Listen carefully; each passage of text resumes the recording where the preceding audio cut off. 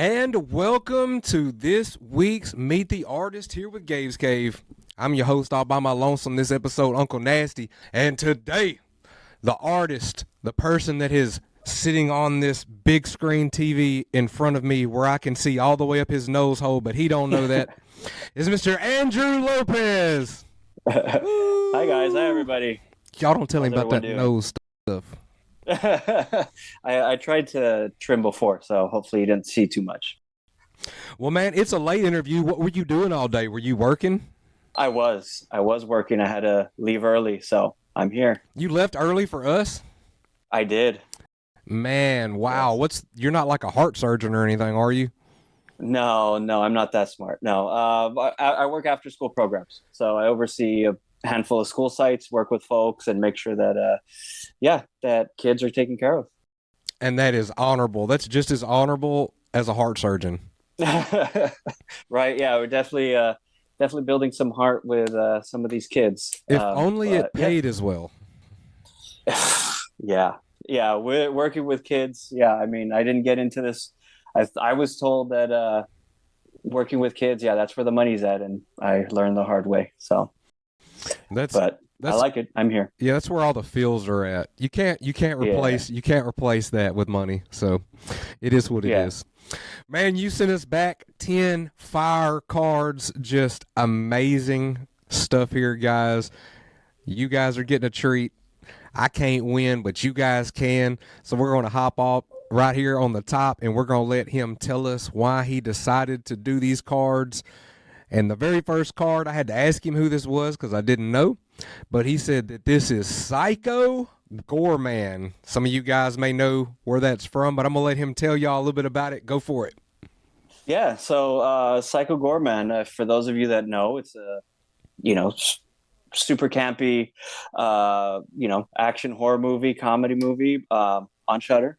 But yeah, I mean, crazy aliens, crazy costumes, very minimal CGI, but just a fun watch across the board. So for me, just his look, the colors, the whole thing about, sci-fi, horror, fantasy type stuff really drew me to that character, so that's why I want to draw him. So with this, something like what you would see on that show, Face Off, is this like that type of, was it like makeup and a mask? Is that? Yeah, a lot of practical effects. I mean, there is some CGI when it comes to his eyes light up and all that, but very much practical makeup, all that stuff. So really cool watch.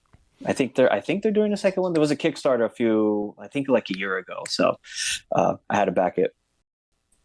And next up, it's another fantastically done card with an amazing bright background.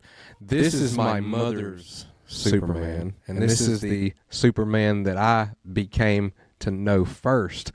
Tell us why OG Superman here, man. I mean, you can't forget where it all started, where, I mean, I'm the same way. Christopher Reeve Superman was my Superman for the longest. So, I mean, I think when I drew it at the time, all the hype with, all the Flash cameos, who was going to be in it, all that stuff. And lo and behold, he was in it. CGI was a little funny, but I mean, it was just one character that I loved as a kid, and I had to do him some justice. So, and you captured the likeness. I mean, just very well done. To the reflection in the hair, it's just an amazing card, guys. So one of you guys is going to be lucky to get this. Next up here, we have the show that brought a divide between some MCU fans. Some people liked it. Some people disliked it very much so. And that is Miss She-Hulk, Attorney at Law. She's a fantastic little actress for She-Hulk, in my opinion. Oh, yeah. And you did a great job capturing the likeness of She-Hulk here in this card here. So why'd you want to do this? Yeah, I mean, I think, like you said, that whole divisiveness of the show, and you've got folks that are like, oh, it's horrible, it looks horrible, acting is the worst. But I mean, we're just in an age where we've got comic book movies left and right, and the just seeing another hulked out character that wasn't Bruce Banner, for me, that was something, cool. And I mean, it's a female version of him, and I think the actress did an amazing job in just bringing her to life. So seeing the transformations and on the show, yeah, that was something I really wanted to capture. And with that piece in particular, I think that was one of the first scenes where she transformed. So yeah, for me, just that raw look in her face was something that popped out to me, and I had to draw. She got duped by the Abomination. Yeah. and she made Daredevil take the walk of shame. If you guys haven't seen She-Hulk, y'all should definitely check it out. You got to go into this show with the understanding that this show was supposed to be silly. Some of the other, stuff at the MCU, maybe should have had a more serious undertone, like with Thor: Love and Thunder and stuff like that. But this show was supposed to be silly, kind of like Deadpool. So you go into it thinking like that, I'm pretty sure you'll enjoy it. Next up, speaking of my mother, she enjoys this movie, Hocus Pocus, and this is Beth Midler's character here. Fantastic card. I mean, it looks like her hair is on fire, man. You did a great job. Thank you. Yeah, it's a yearly movie that is on repeat at my house, especially with my kids. They love it, and then with the sequel that came out, they were all about it, and so it kind of made me want to pull my hair out a bit because it was nonstop. But yeah, I mean, it was something growing up for me and my siblings. So yeah, I really enjoyed it. This is a great card. I don't even know. A lot of times when I do these, I try to guess on what I think is going to be picked first, but there's not a clear choice here for me to say what I think my Cave Maniacs is going to grab first. Although this next card is going to ring very close to many of them, and that is the Tar Man from Return of the Living Dead, and this is just a great card of this character. Why'd you want to do Tar Man? Not that he needs any reason. I mean, it's Tar Man. Skulls, zombies, melting flesh. Going back into that whole campiness of zombies and just having fun with it. I mean, that's one character I remember that always just weirded me out growing up. So, just jumped in with that one. Same thing. Same thing like with Hocus Pocus for me. That is a movie that is on repeat during the Halloween season, or just when I need a fun pick me up. So, that look, just the slime. You can't go wrong with some fleshy, melted, gooiness. I know that everybody has lives and they can't always watch every video, but if you didn't get a chance to watch during the October month, the video that we did on Saturday that was where we did Which Zombie Outbreak Was King. Okay. I challenge you to watch that. It's not a very long episode, but I think you'll be very interested in how we break down the categories on which zombie outbreak case scenario would be the worst. I also think that you would be surprised what the Return of the Living Dead with the trioxin virus and all that. I think you'd be surprised at what score out of 10 that gets. Oh, okay. Yeah, I'll definitely check that out for sure. Next up, I don't know why people gave this movie so much grief. I thought that it was pretty good. I actually liked The Rock as Black Adam. I think that he makes a decent bad good guy, like a good guy that you like to dislike sometimes. So, I mean, but yeah, man, I'm glad to see him pop up here. Why The Rock? Why Rock Adam? I mean, The Rock, he's going to lay the smackdown in any movie he's in. So, yeah, I mean, I was super pumped for that movie. I even bought the action figure when the movie came out. I found it with him on the throne. Yeah, I just he he he he just, I don't know, just something about him. Growing up watching him on WWE, and yeah, I mean, it's always something that I've been um, captivated by. I For a while I would joke around it when I with one of my other program jobs with some of my friends there. I wanted to work out. I had a book, and it was nothing but Rock in there because he was just like, you know, the most electrifying man in sports entertainment. Exactly. So that, yeah, just he's fun to watch. So had to do that character as Black Adam. So yeah. Yep. And what's this guy's name again? It doesn't matter what his name is. Sorry, I had to.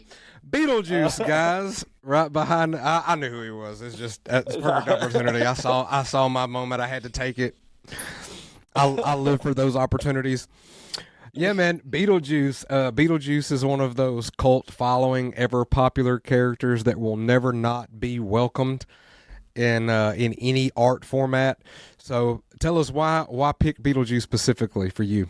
It always comes back to one, what I liked watching as a kid growing up, but also, I mean, Michael Keaton. I didn't want to do another superhero, so I wanted to get him in there as one of the other characters I love seeing him as. So, yeah, got to chew up the scenery in that movie and just have a fun time with it. So, yeah, that's my reason for drawing Beetlejuice there. It's just wonderful. All of these are really, really, really good. Next, we have another really, really good guy that came from a really, really, really bad place. Hellboy, and all the way down to the glare in the eyes. This is a great Hellboy card. I like the fact that you chose to do the black background on him as well. Not that you need a reason, kind of like Tarman, but why Hellboy? Ron Perlman, he's a great actor. For me, as that character, it's just his features, and then you've got on top of that those layers of reds, the way they catch onto the light. So yeah, I mean, it's one movie that for me and my wife, that was one movie she liked when we were first dating and all that. So that one, I remember I bought like the box set of movies for that, and yeah, so it kind of, it's a near and dear place to my heart. But yeah, I mean, for that one in particular, yeah, that those reds and how they bounce off that black background, yeah, I could not resist drawing it. And somebody's going to be lucky to get it, add it to their collection. Next up, we have the not yet fully developed, but not yet underdeveloped Vecna from Stranger Things. Yes. This has been a guy that he's been popping up everywhere, but you know why, though. He was a good villain. Like, yeah, this is a show that wasn't really meant to be like super scary, but he gave that real like terror vibe to, like, with a sense of urgency. Totally right there. I mean, he gave off very much, like Freddy Krueger, just that horror slasher vibe. That supernaturalness attached to it. It was really cool seeing that character be developed as to, how he got to where he was. So yeah, I mean, that mid transition for me, in my mind, if I'm looking at it, it's like just everything that led him to that point, and then now is like pushing him over the edge, kind of like with the whole, like Gollum and Lord of the Rings, like seeing his backstory too. and then how he became that, cave dwelling monster, So for me, that was that driving point. Freddy Krueger was scary when I was a kid because, it happens when you're asleep. There's nothing you can really do about it. That's the same vibe that, when you see them start raising up off the ground and then all their bones start snapping, dude, that's pretty terrifying, bro. Yeah. No, that was the creepiest thing. And especially that whole Chrissy scene. But for all the characters where you just see that, that their bodies just get contorted and they have absolutely no power. They can't do anything about it. That to me, it's like, dang, like this guy's strong. That's why I don't want to like get on a cruise ship, because I've seen Shark Week, and like even though my body wouldn't be getting contorted like that, I feel like it's the same thing. Like I'd be getting chomped in half by something that weighs 2,700 pounds. There'd be nothing I could do about it. Even if I wanted to try to help myself. Oh yeah, there's absolutely nothing you can do. Oh yeah, your bones. Yeah, no, I've had that same fear, that same, just like what if scenario, and no, the worst. I'm with you there. But here's a man that's not afraid of things like sharks and mummies. Brendan Fraser. And if I could pick these cards, if I could go, it would be number one on my list. But I'm a selfish person, and I like Brendan Fraser. And like we said, The Mummy is just one of those movies brings back nostalgia. So I'm sure that everybody out here has the same feeling and connection that we probably do with this guy. But go ahead and tell us in your words why this card was important to do. I mean, Brendan Fraser, he's the ass-kicking mummy slayer, so for me, same thing, going back to childhood, was a movie that I would watch nonstop. I remember seeing it in the theaters and was right there opening weekend for that second Mummy movie. With, going back to the Black Adam, The Rock was in as well. So, I mean, Brendan Fraser can do no wrong unless it's George of the Jungle 3 or something. But even then, I'd probably be in line for it. Yeah, I mean, I'd watch it. Yeah. I liked the first George of the Jungle.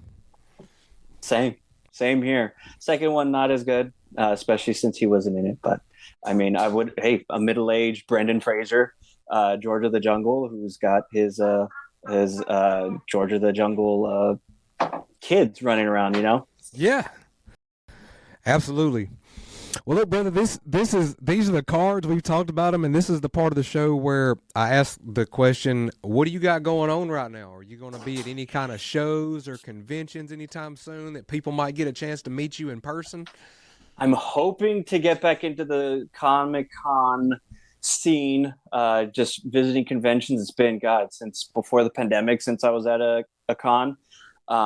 So right now, none are lined up, but I am looking forward to getting to some cons next year.